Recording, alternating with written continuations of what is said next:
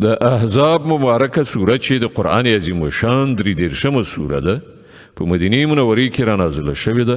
83 مبارک آیاتونه لري. تلاوت او پښتو ترجمه یې له لومړي آیت څخه اورئ. بسم الله الرحمن الرحيم. يا أيها النبي اتق الله ولا تطع الكافرين والمنافقين إن الله كان عليما حكيما. واتبع ما يوحى إليك من ربك إن الله كان بما تعملون خبيرا. وتوكل على الله وكفى بالله وكيلا. ای پیغمبره له الله ویریږه او د کافرانو او منافقانو اطاعت مکوه. په حقیقت کې خو همغه الله پوه او د حکمت خاوند دی. د هغې خبرې پیروي وکړه چې ستا د رب له لوري تا ته وحی کیږي، یعنی قرآن. الله له هرې هغې خبرې باخبره دی چې تاسې کوئ. پر الله توکل وکړه، همغه الله د وکالت لپاره کافي دی.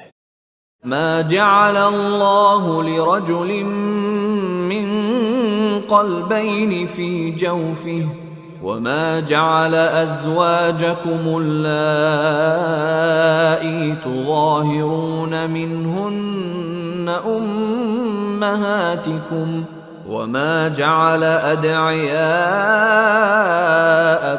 أبناءكم ذلكم قولكم بأفواهكم والله يقول الحق وهو يهدي السبيل. الله د چا په ګوګل کې دوه زړونه نه دي ایښي او نه هغه ستاسې هغه میرمنې چې تاسې له هغو نه زهار کوئ، یعنې مور ورته وایي ستاسې میندې ګرځولي دي، او نه یې ستاسې په خوله بللي زامن ستاسې حقیقي زامن ګرځولي دي. دا خو هغه خبرې دي چې تاسې له خپلو خولو څخه راباسئ. خو الله حق خبره کوي او همغه د سمې لارې ښوونه کوي. ادعوهم لآبائهم هو أقسط عند الله فإن لم تعلموا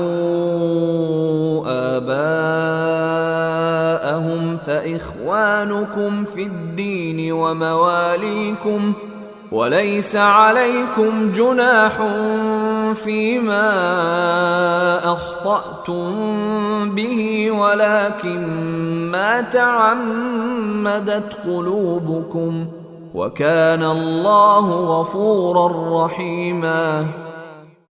په خلو بللي زامن د هغو خپلو پلرونو ته په منسوبولو بولئ. دا د الله په نزد زیاته عادلانه خبره ده.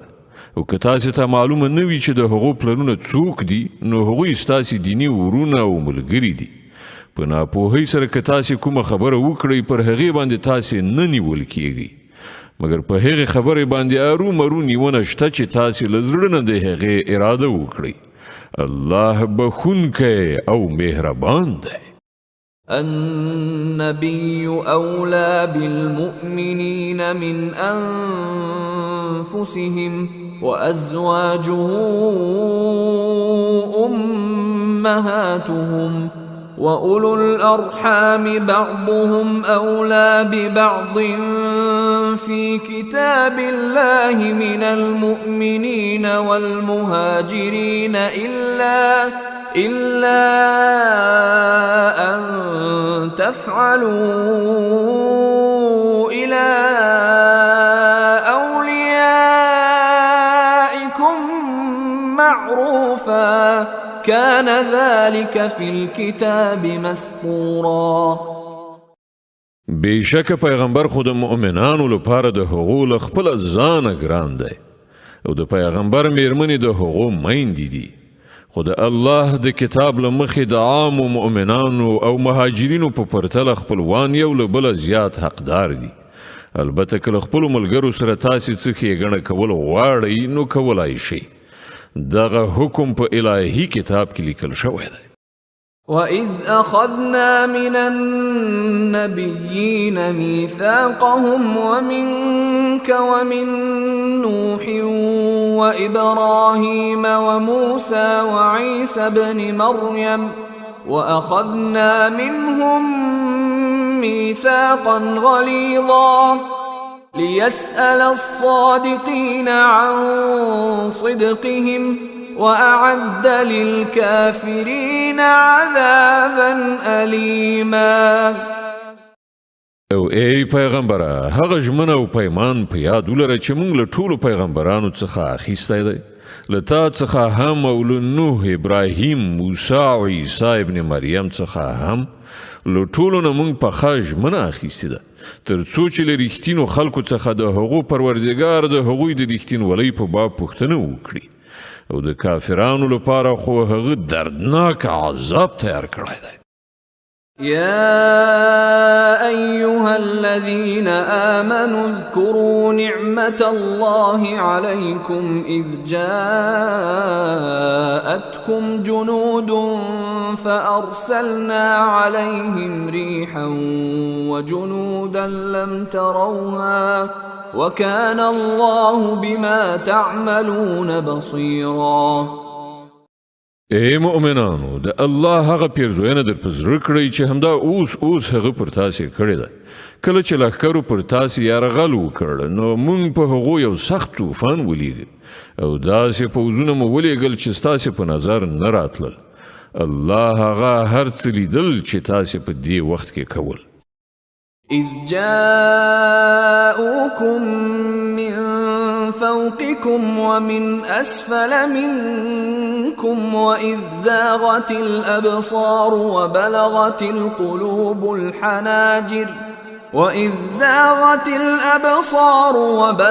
القلوب الحناجر وتظنون بالله الظنونا هنالك ابتلي المؤمنون وزلزلوا زلزالا شديدا. کله چې هغوی له پاسه او له لاندې پر تاسې یرغل وکړ، کله چې سترګې له ویرې ټیغې وختلې، زړونه ستوني ته راغلل او تاسې د الله په باب راز ګمانونه وکړل، په هغه وخت کې مؤمنان ښه وازمایل شول او سخت ولړزول شول. وَإِذْ يَقُولُ الْمُنَافِقُونَ وَالَّذِينَ فِي قُلُوبِهِم مَّرَضٌ مَّا وَعَدَنَا اللَّهُ وَرَسُولُهُ إِلَّا غُرُورًا. یاد کړه هغه وخت چې کله منافقانو او ټولو هغو خلکو چې د هغو په زړونو کې ناروغي وه په ډاګه څرګنده وویل چې الله او د هغه پیغمبر چې له موږ سره کومې وعدې کړې وې هغه له غولونې څخه پرته نور څه نه وي. وَإِذْ قَالَتْ طَائِفَةٌ مِّنْهُمْ يَا أَهْلَ يَثْرِبَ لَا مُقَامَ لَكُمْ فَارْجِعُوا وَيَسْتَأْذِنُ فَرِيقٌ مِّنْهُمُ النَّبِيَّ يَقُولُونَ إِنَّ بُيُوتَنَا عَوْرَةٌ وَمَا هِيَ بِعَوْرَةٍ إِن يُرِيدُونَ إِلَّا فِرَارًا. کله چې له هغو نه یوې ډلې وویل چې ای د یثرب خلکو ستاسې لپاره نور د سایرېدو موقع نشته، بیرته وګرځئ. کله چې د هغوی یوې ډلې په دې وینا سره له پیغمبر نه د رخصت غوښتنه کوله چې زموږ کورونه تر خطر لاندې دي، په داسې حال کې چې هغه تر خطر لاندې نه و، په اصل کې هغوی غوښتل د جنگ له محاذ نه وتښتي. ولو دخلت عليهم من أقطارها ثم سئلوا الفتنة لآتوها وما تلبثوا بها إلا يسيرا. که د ښار له اطرافونه دښمن راننوتلي وای او په هغه وخت کې هغو ته د فتنې په لوري بلنه ورکړای شوې وای نو دوی به پکې ځان غورځولی وو او ګرانه وه چې دوی د فتنې په شریکېدو کې څه د رنګ دریغ کړی وای. ولقد كانوا عاهدوا الله من قبل لا يولون الأدبار وكان عهد الله مسؤولا. دغو خلکو له دینه مخکې له الله سره ژمنه کړې وه چې دوی به شان نه اړوي او له الله سره د شوې وعدې پوښتنه خو ارومرو کېدونکې وه. قل لن ينفعكم الفرار إن فررتم من الموت أو القتل وإذا لا تمتعون إلا قليلا. ای پیغمبره دوی ته ووایه که تاسې له مرګ یا وژل کېدو نه وتښتئ نو دغه تېښته به ستاسې لپاره هیڅ ګټه رسوونکې نه وي. له هغه وروسته د ژوند د خوندونو اخیستلو ډېر لږ فرصت به تاسې ته در په برخه شي. قل من ذا الذي يعصمكم من الله إن أراد بكم سوءا أو أراد بكم رحمة ولا يجدون لهم من دون الله وليا ولا نصيرا. دوی ته ووایه چې څوک دي چې تاسې له الله نه ژغورلی شي که هغه تاسې ته ضرر رسولو وغواړي او څوک د هغه د رحمت مخه نیولی شي که هغه پر تاسې مهرباني کولو وغواړي. د الله په مقابل کې خو دغه خلک کوم ملاتړ او مرستندوی نشي میندلی.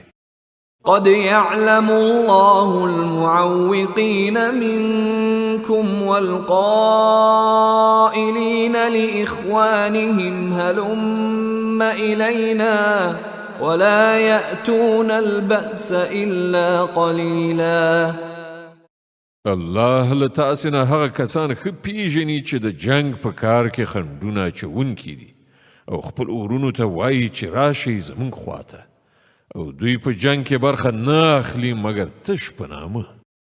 أشحة عليكم فإذا جاء الخوف رأيتهم ينظرون إليك تدور أعينهم كالذي يغشى عليه من الموت فإذا ذهب الخوف سلقوكم بألسنة حداد أشحة على الخير أولئك لم يؤمنوا فأحبط الله أعمالهم وكان ذلك على الله يسيرا. چې له تاسې سره په ملګرتیا کولو کې سخت بخیلان دي که د خطر وخت راشي نو تا ته په داسې شان د سترګو مردکي اړوي رااړوي لکه چې پر کوم چا باندې د زنکدن بېسیدي خورېږي. خو کله چې خطر تیر شي نو همدغه کسان د ګټو په حرص کې د تیرو ژبو سره ستا هرکلي ته راځي. دوی هیڅکله ایمان نه دی راوړی له همدې امله الله د دوی ټول عملونه ضایع کړل او د دې کار کول د الله لپاره ډیر اسانه دي. يحسبون الأحزاب لم يذهبوا وإن يأتي الأحزاب يودوا لو أنهم بادون في الأعراب يسألون عن أنبائكم ولو كانوا فيكم ما قاتلوا إلا قليلا. دوی انګیري چې یرغلګر لا تر اوسه پورې نه دي تللي او که هغوی بیا یرغل وکړي نو د دوی زړه غواړي چې په هغه فرصت کې دوی چیرته په بیدیا کې د کلیو د خلکو په منځ کې اوسي او له همغه ځایه ستاسې د حالاتو پوښتنې وکړي. بیا هم که دوی ستاسې په منځ کې پاتې وي نو په جګړه کې به بیخي لږ برخه واخلي. لقد كان لكم في رسول الله أسوة حسنة لمن كان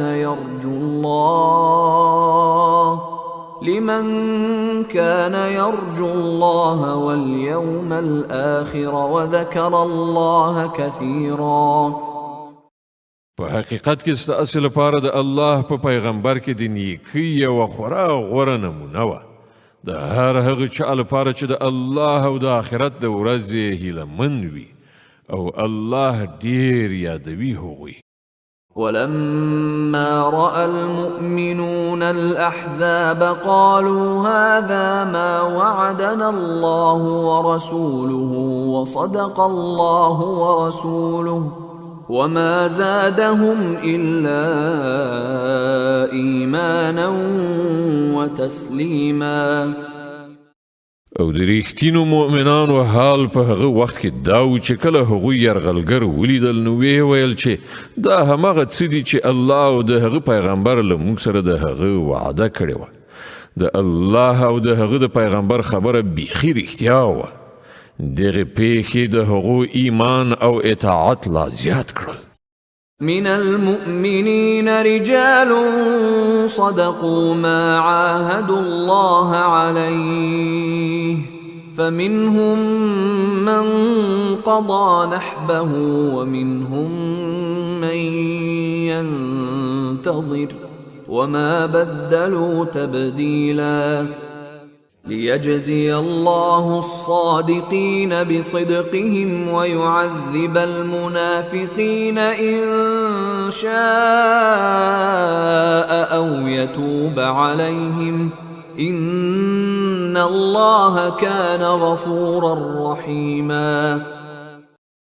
لمؤمنانو څخه داسې کسان شته چې هغوی له الله سره کړې ژمنه رښتیا کړې ده. له هغو نه چا خپل نظر پوره کړه او څوک د وخت راتلو ته انتظار باسي. هغوی په خپله کړنلاره کې هیڅ تبدیلي را نه وستله. دا هر څه د دې لپاره وشول تر څو چې الله صادقانو ته د هغو د صداقت مکافات ورکړي او منافقانو ته که یې خوښه شي سزا ورکړي او که یې خوښه شي نو د هغو توبه قبوله کړي. بېشکه الله بخونکی او مهربان دی. ورد الله الذين كفروا بغيظهم لم ينالوا خيرا وكفى الله المؤمنين القتال وكان الله قويا عزيزا. الله د کافرانو مخ واړاو. هغوی له کومې ګټې ترلاسه کولو پرته د خپلو زړونو له تاو سره همداسې بیرته ستانه شول او د مؤمنانو لخوا هماغه الله د جنګېدو لپاره کافي شو. الله ډېر زورور او برلاسی دی. وأنزل الذين ظاهروهم من أهل الكتاب من صياصيهم وقذف في قلوبهم الرعب فريقا تقتلون وتأسرون فريقا. او له اهل کتابونه چې کوم کسانو د دغو یرغلګرو ملګرتیا کړې وه الله د هغو له کلاګانو څخه هغوی راکوز کړل او د هغو په زړونو کې داسې ویره واچوله چې نن تاسې له هغو نه یوه ډله وژنئ او بله ډله بندي کوئ. وأورثكم أرضهم وديارهم وأموالهم وأرضا لم تطئوها وكان الله على كل شيء قديرا. تاسې د هغو د ځمکې او د هغو د کورونو او د هغو د مالونو وارثان وګرځولئ او هغه سیمه یې تاسې ته درکړه چې تاسې هغه هیڅکله تر پښو لاندې نه وکړئ. الله په هر څه باندې قادر دی. يا أيها النبي قل لأزواجك إن كنتن تردن الحياة الدنيا وزينتها فتعالين أمتعكن وأسرحكن سراحا جميلا. ای پیغمبره خپلو میرمنو ته ووایه که تاسې دنیا او د هغې ښکلا غواړئ نو راشئ چې زه تاسې ته څه درکړم او په ښه وضعیت سره مو رخصت یې کړم. وإن كنتن تردن الله ورسوله والدار الآخرة فإن الله أعد للمحسنات منكن أجرا عظيما. او که تاسې الله او د هغه پیغمبر او د آخرت کور غواړئ نو وپوهیږئ چې له تاسې نه چې څوک نیکوکاري دي الله د هغو لپاره لوی اجر تهیه کړی دی. يا نساء النبي من يأت منكن بفاحشة مبينة يضاعف لها العذاب ضعفين وكان ذلك على الله يسيرا. د پیغمبر میرمنو له تاسې نه چې څوک د څرګندې فحشا د حرکت مرتکب شي هغې ته به 2 چنده سزا ورکړی شي.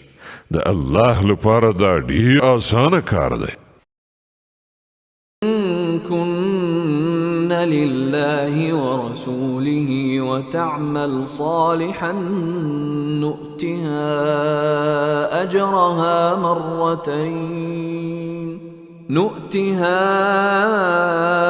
أجرها مرتين وأعتدنا لها رزقا كريما. او له تاسې نه چې څوک د الله او د هغه د پیغمبر امر ته غاړه کیږدي او نیک عمل وکړي هغې ته به موږ 2 چنده اجر ورکړو او موږ د هغې لپاره غوره روزي تهیه کړې ده. يا نساء النبي لستن كأحد من النساء إن اتقيتن فلا تخضعن بالقول فيطمع الذي في قلبه مرض وقلن قولا معروفا. د پیغمبر میرمنو تاسې د عامو میرمنو غوندې نه یئ. که تاسې له الله نه ویریدونکي یئ نو په داسې لهجه خبرې مه کوئ چې د زړه په خرابوالي اخته کوم سړی نامشروع تمه پیدا کړي بلکې سمې غوره خبرې کوئ. وقرن في بيوتكن ولا تبرجن تبرج الجاهلية الأولى وأقمنا الصلاة وآتينا الزكاة وأطعنا الله ورسوله إنما يريد الله ليذهب عنكم الرجس أهل البيت ويطهركم تطهيرا. په خپل کورونو کې میشتي اوسئ او د تیر جاهلي دور غوندې سینګار کړي بې ستره مه ګرځئ. لمونځ قایم کړئ، زکات ورکړئ او د الله او د هغه د پیغمبر اطاعت وکړئ. الله خو دا غواړي چې له تاسې نبوي کورنۍ څخه ناپاکي ایسته کړي او تاسې په پوره ډول سره سوتره کړي. واذكرن ما يتلى في بيوتكن من آيات الله والحكمة إن الله كان لطيفا خبيرا. په یاد لرئ د الله آیتونه او د حکمت هغه خبرې چې ستاسې په کورونو کې اورول کیږي. بېشکه الله په اسرارو پوه او باخبره دی. إن المسلمين والمسلمات والمؤمنين والمؤمنات والقانتين والقانتات والصادقين والصادقات والصابرين والصابرات والخاشعين والخاشعات والمتصدقين والمتصدقات والصائمين والصائمات والحافظين فروجهم والحافظات والذاكرين الله كثيرا والذاكرات أعد الله لهم مغفرة وأجرا عظيما. بشک مسلمانان نارینه و مسلمانانی ښځې، نارینه مؤمنان او ښځې مؤمنانی، اطاعت کوونکي نارینه او اطاعت کوونکي ښځې، ریښتین نارینه او ریښتینې ښځې، صابر نارینه او صابرې ښځې، تواضع کوونکي نارینه او تواضع کوونکې ښځې، خیرات ورکوونکي نارینه او خیرات ورکوونکې ښځې، روژه لرونکي نارینه او روژه لرونکي ښځې، پاکلمنې نارینه او پاکلمنې ښځې، او هغه نارینه چې د خدای ذکر زیات کوي او هغه ښځې چې د خدای ذکر زیات کوي، خدای دغو ټولو ته بخښنه او لویه بدله برابره کړې ده. وما كان لمؤمن ولا مؤمنة إذا قضى الله ورسوله أمرا أن يكون لهم الخيرة من أمرهم ومن يعص الله ورسوله فقد ضل ضلالا مبينا. هیڅ یو مؤمن او هیڅ یو مؤمنه دا حق نه لري چې کله الله او د هغه پیغمبر د کومې معاملې فیصله وکړي نو بیا هغه ته په خپله د خپلې هغې معاملې د فیصله کولو اختیار حاصل وسي. او څوک چې له الله او د هغه له پیغمبر نه سرغړاوي وکړي نو هغه په څرګنده ګمراهۍ کې وغورځېده. وَإِذْ تَقُولُ لِلَّذِي أَنْعَمَ اللَّهُ عَلَيْهِ وَأَنْعَمْتَ عَلَيْهِ أَمْسِكْ عَلَيْكَ زَوْجَكَ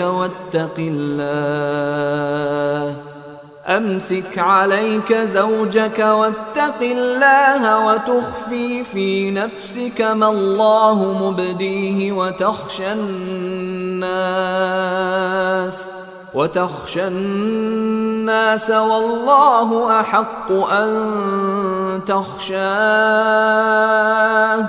فلما قضى زيد منها وطرا زوجناكها لكي لا يكون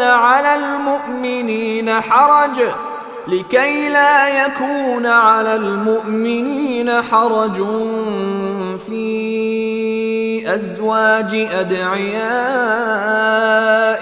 إذا قضوا منهن وطرا وكان أمر الله مفعولا. ای پیغمبره، هغه وخت در یاد کړه چې تا هغه چاته چې پر هغه باندې الله او تعالی ورینه کړې وویل چې خپل میرمن مه پرېږده او له الله نه وویریږه. په هغه وخت کې تا په خپل زړه کې هغه خبره پټه کړې وه چې الله د هغې ښکاره کول غوښتل.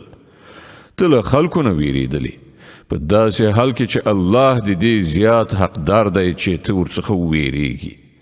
بیا کله چې زید له هغې نه خپل حاجت پوره کړ نو موږ هغه طلاق شوې میرمن تا ته په نکاح کړه تر څو چې پر مؤمنانو د خپلو په خوله بللیو زامنو د میرمنو په باب څه ستونزه پاتې نشي کله چې هغوی ترې خپل حاجت پوره کړی وي او د الله حکم خو باید عملي شوی وای. ما كان على النبي من حرج فيما فرض الله له سنة الله في الذين خلوا من قبل وكان أمر الله قدرا مقدورا.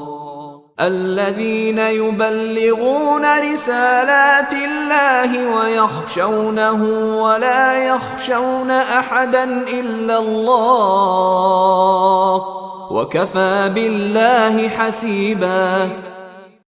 پر پیغمبر باندې په داسې یو کار کې څه بندیز نشته چې الله د هغه لپاره ټاکلی وي. د الله همدغه کړنلاره د ټولو هغو پیغمبرانو په باب راغلې ده چې پخوا تیر شوي دي او د الله حکم یوه غوڅه سرته رسول شوې پرېکړه وي.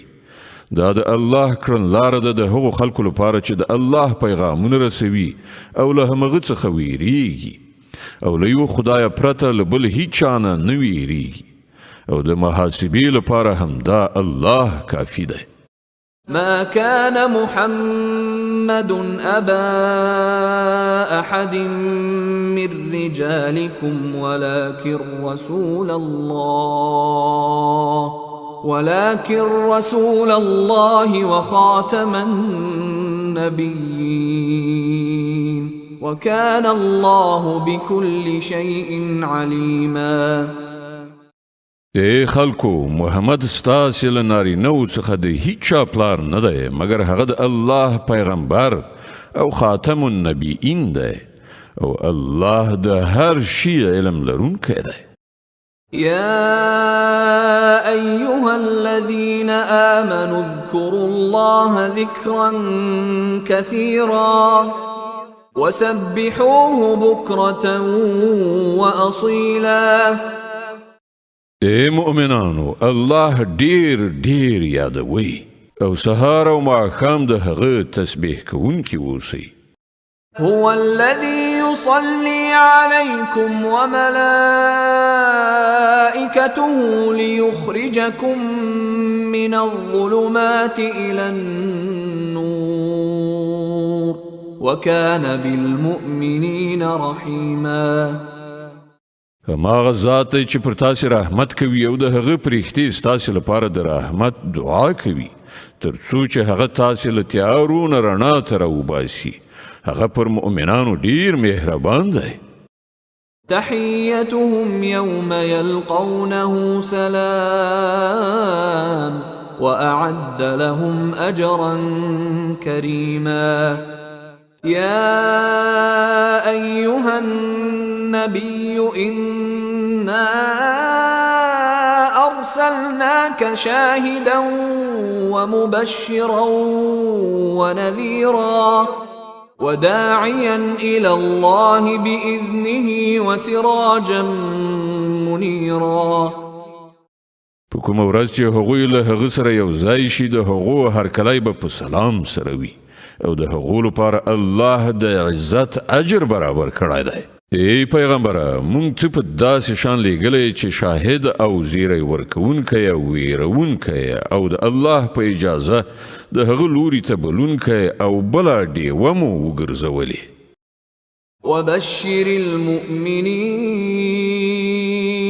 وبشر المؤمنين بأن لهم من الله فضلا كبيرا. زیری ورکړه هغو خلکو ته چې پر تا ایمان راوړی دی چې د هغو لپاره د الله لخوا لوی فضل دی. ولا تطع الكافرين والمنافقين ودع أذاهم وتوكل على الله وكفى بالله وكيلا. او هیڅ کله د کافرانو او منافقانو تر اغیزې لاندې مه راځه. د هغو د ضرر رسولو هیڅ پروا مه کوه او پر الله باندې توکل وکړه. هماغه الله د دې لپاره کافي دی چې انسان خپل چارې هغه ته وسپاري. يا أيها الذين آمنوا إذا نكحتم المؤمنات ثم طلقتموهن من قبل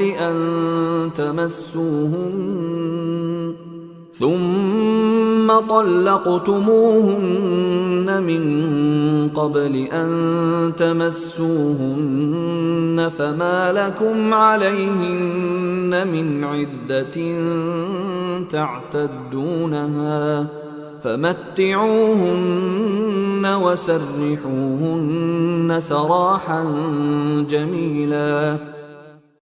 ای مؤمنانو، کله چې تاسې له مؤمنو ښځو سره نکاح وکړئ او بیا هغو ته له لاس وروړلو مخکې طلاق ورکړئ نو ستاسې لخوا پر هغوی څه عدت لازم نه دی چې د هغه د پوره کولو تاسې غوښتنه وکړای شئ. له دې کبله هغو ته څه مال ورکړئ او په ښه توګه یې رخصت کړئ.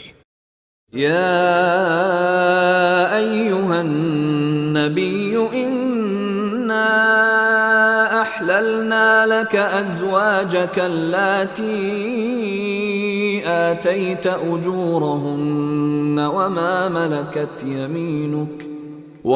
ملكت يمينك مما أفاء الله عليك وبنات عمك وبنات عماتك وبنات خالك وبنات خالاتك اللاتي هاجرن معك وامرأة مؤمنة إن وهبت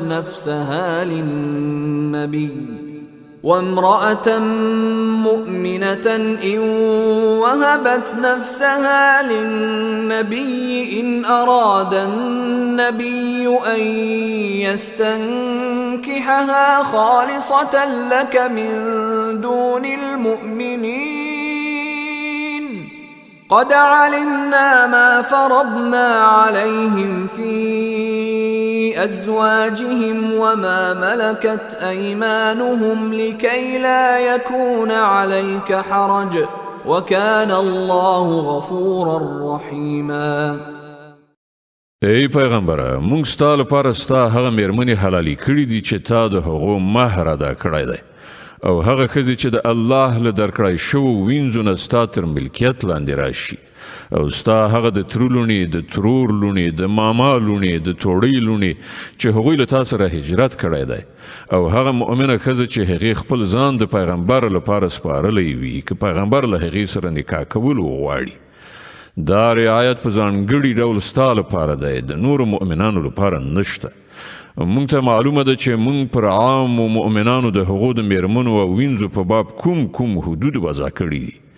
ته مو له دغو حدودو نه د دې لپاره مستثنا کړی تر څو چې پر تا باندې څه سختي نه وي او الله بخښونکی او مهربان دی. ترجي من تشاء منهن وتؤوي إليك من تشاء ومن ابتغيت ممن عزلت فلا جناح عليك ذلك أدنى أن تقر أعينهن ولا يحزن ويرضين بما آتيتهن كلهم والله يعلم ما في قلوبكم وكان الله عليما حليما. تا ته واک درکول کیږي چې له خپلو میرمنو څخه چې د چا ته خوښه شي له ځانه یې بیله کړي، چا ته دې چې خوښه شي له خپل ځان سره یې وساتي او چا ته دې چې خوښه شي له بیلولو نه وروسته یې ځان ته راوبلي. په دې باب پر تا باندې هیڅ تکلیف نشته. په دې ډول زیاته هیلهمندي ده چې د هغو د خوشحالتیا سبب شي او هغوی غمجنې ونه اوسي او هر څه چې ته هغو ته ورکړې په هغه باندې هغوی ټولې راضي شي. الله پوهیږي په هغه څه چې ستاسې په زړونو کې دي او الله پوهیدونکی او د زغم خاوند دی. لا يحل لك النساء من بعد ولا أن تبدل بهن من أزواج ولو أعجبك حسنهن إلا ما ملكت يمينك وكان الله على كل شيء رقيبا. لدې وروسته ستا لپاره نورې ښځې روان نه دي او نه د دې اجازه ده چې د دوی په ځای نورې ښځې راولي اگر که د هغو ښکلا ستا هر څومره خوښه وي. البته د وینځو درته اجازه ده. الله په هر شي باندې څارونکی دی. يا أيها الذين آمنوا لا تدخلوا بيوت النبي إلا أن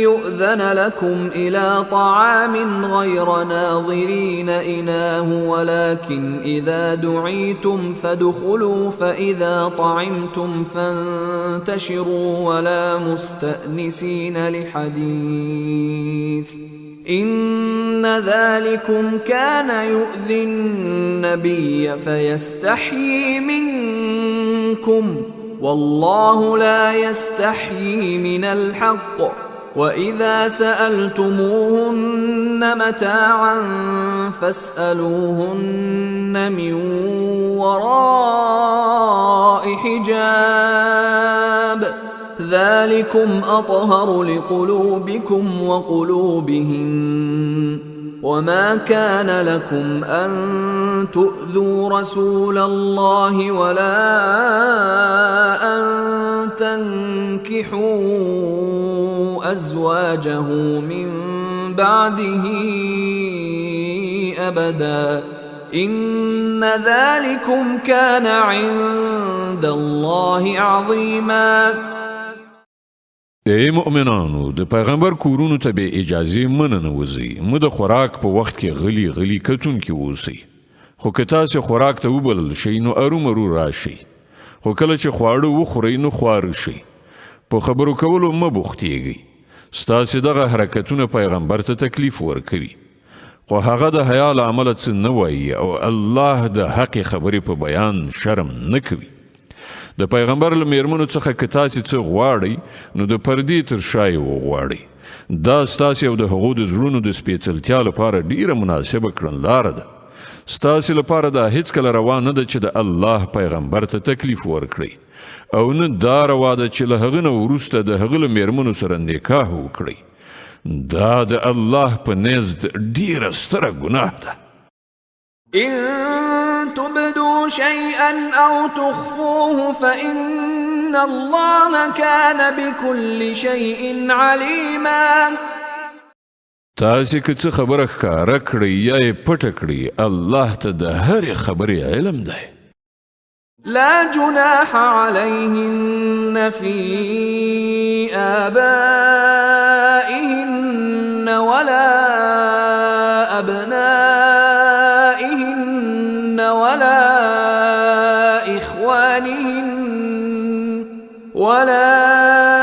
إخوانهن ولا أبناء إخوانهن ولا أبناء أخواتهن ولا نسائهن ولا ما ملكت أيمانهن واتقين الله إن الله كان على كل شيء شهيدا د پیغمبر د میرمنو لپاره په دې کې هیڅ باک نشته چې د هغو پلرونه د هغو زامن د هغو ورونه د هغو وريرونه د هغو خوریونه د هغو انډیوالانې ښځې او د هغو وینځې چې دوی د هغوی مالکان شوي دي کورونو ته ورشي ای ښځو تاسې باید د الله له نافرمانۍ نه ډډه وکړئ الله په هر څه باندې شاهد ناظر دی إن الله وملائكته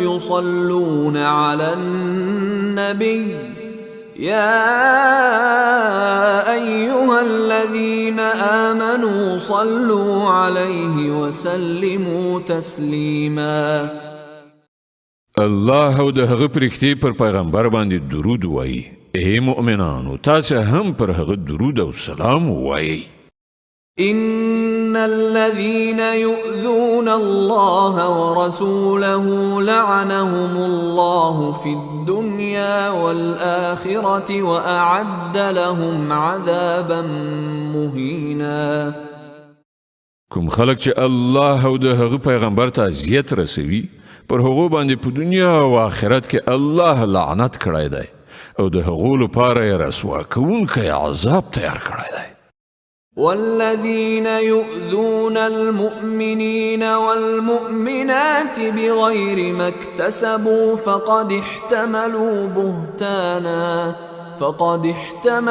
بهتانا وإثما مبينا او کوم کسان چې مؤمنو نارینه او ښځو ته بې ګناه اذیت رسوي هغوی د یو غټ بهتان او ښکاره ګناه پیټه یې پر خپلو اوږو اخیستی دی يا أيها النبي قل لأزواجك وبناتك ونساء المؤمنين يدنين عليهن من جلابيبهن ذلك أدنى أن يعرفن فلا يؤذين وكان الله غفورا رحيما ای پیغمبره خپلو میرمنو او لونو او د مؤمنانو ښځو ته ووایه چې پر خپل ځان باندې د خپلو ټکریو پلونه خواره کړي دا ډیره مناسبه کړنچاره ده تر څو چې هغوی وپیژندلی شي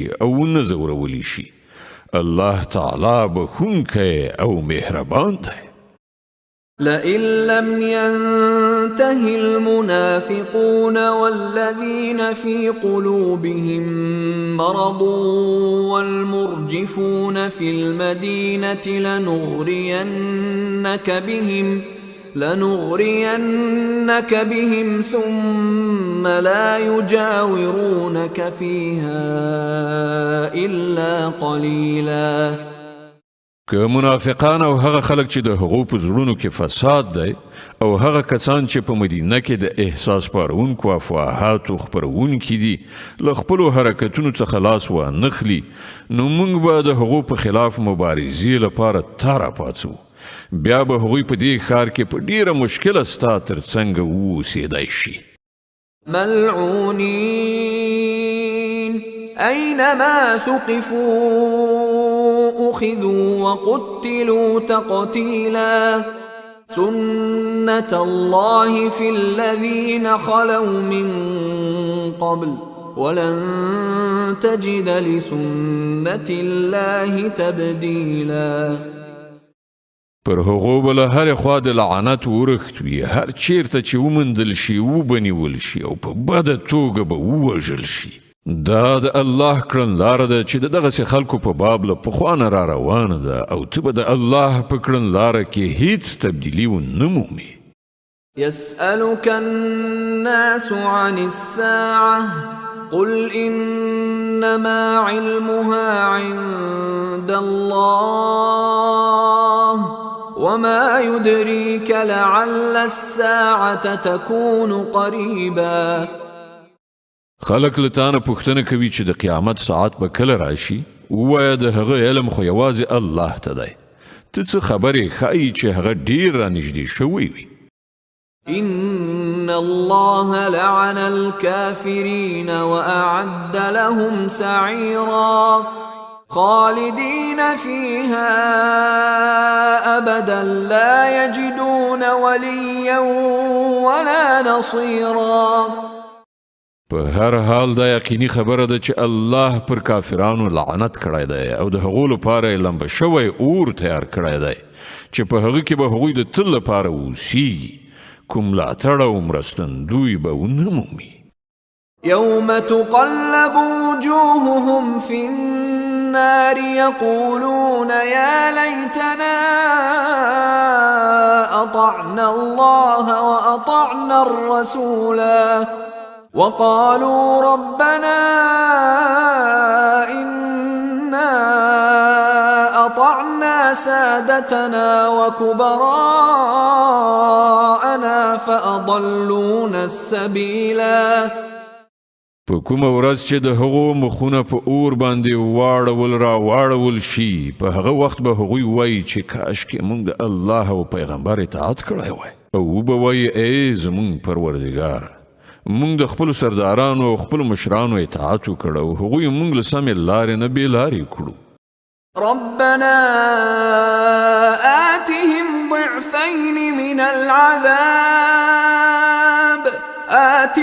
ضعفين من العذاب والعنهم لعنا كبيرا.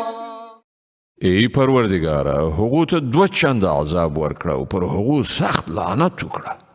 يا أيها الذين آمنوا لا تكونوا كالذين آذوا موسى فبرأه الله مما قالوا وكان عند الله وجيها. ای مؤمنانو، د هغو خلکو په شان مه کیږئ چې هغوی موسی ته اذیتونه رسولي وو، بیا الله د هغوی له جوړو کړیو خبرو نه هغه ته براءت ورکړ او هغه د الله په وړاندې عزتمند و. يا أيها الذين آمنوا اتقوا الله وقولوا قولا سديدا يصلح لكم أعمالكم ويغفر لكم ذنوبكم ومن يطع الله ورسوله فقد فاز فوزا عظيما. ای مؤمنانو، له الله نه وویریږئ او سمه خبره کوئ. الله به ستاسې عملونه سم کړي او ستاسې له ګناهونو څخه به در تیر شي هر څوک چې د الله او د هغه د پیغمبر اطاعت وکړي هغه لوی بریالیتوب ترلاسه کړ. إنا عرضنا الأمانة على السماوات والأرض والجبال فأبين أن يحملنها وأشفقن منها وحملها الإنسان إنه كان ظلوما جهولا. مونږ چې دغه امانت اسمانونو ځمکې او غرونو ته وړاندې کړ نو هغوی یې پورته کولو ته تیار نشول او ورڅخه وویرېدل، خو انسان هغه پورته کړ. بېشکه هغه غټ ظالم او جاهل دی. ليعذب الله المنافقين والمنافقات والمشركين والمشركات ويتوب الله على المؤمنين والمؤمنات وكان الله غفورا رحيما. د امانت دغه پیټي پورته کولو لازمي نتیجه دا ده چې الله منافقو نارینو او منافقو ښځو او مشرکو نارینو او مشرکو ښځو ته سزا ورکړي او د مؤمنو نارینو او مؤمنو ښځو توبه قبوله کړي. الله بخونکی او رحم لرونکی دی.